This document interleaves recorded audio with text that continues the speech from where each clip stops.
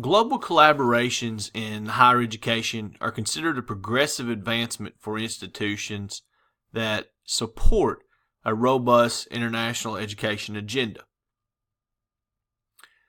Shared or joint degree programs and international branch campuses are the next evolutionary step in that agenda. The opportunity to introduce American values while fulfilling the institutional mission of educating and developing a global citizenry invites an ever-long enthusiasm for global collaboration.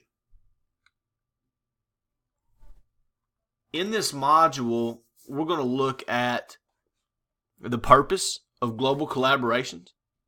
We're going to look at the history, especially the recent history of global collaborations, how the World Trade Organization's General Agreement of Trade and Services influenced global collaboration, specifically international branch campuses, what all has occurred after 9/11, as well as some current trends.